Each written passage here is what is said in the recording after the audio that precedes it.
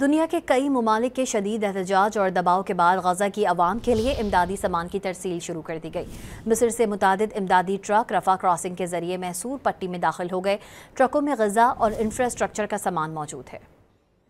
غزہ میں شدید ہوتے خوراک کے بحران سے 83 بچوں سمیت 100 سے زائد ہلاکتوں کے بعد بالآخر امدادی سامان کی ترسیل شروع کر دی گئی۔ دنیا کے کئی ممالک کے شدید احتجاج اور دباؤ کے بعد مصر سے متعدد امدادی ٹرک رفح کراسنگ کے ذریعے غزہ میں داخل ہو گئے، جن میں غذا اور انفراسٹرکچر کا سامان موجود ہے۔ امدادی ٹرک شمالی غزہ میں بیت اللحیہ کے مقام پر پہنچا تو لوگ امداد کے حصول کے لیے دوڑے چلے آئے۔ بین الاقوامی امدادی تنظیموں کا کہنا ہے کہ اسرائیل کی جانب سے مارچ میں غزہ کی امداد منقطع کیے جانے کے بعد 22 لاکھ لوگوں کو خوراک کی شدید کمی کا سامنا ہے۔ یونیسیف کے ترجمان سلیم اویس نے ایک بیان میں کہا کہ بچوں میں مہلک غذائیت کی کمی تباہ کن سطح پر پہنچ گئی ہے۔ سلیم اویس نے بتایا کہ رواں ماہ میں ہر روز غذائی قلت کا شکار ہونے والے بچوں کی تعداد 350 تک پہنچ چکی ہے۔ دوسری جانب اسرائیلی فوج کا کہنا ہے کہ غزہ کے لوگوں کو امداد پہنچانے والے اقوام متحدہ کے قافلوں کی محفوظ نقل و حرکت کے لیے محفوظ راہداری قائم کی جائے گی اور گنجان آبادی والے علاقوں میں مخصوص مدت کے لیے جنگ بندی کی جائے گی۔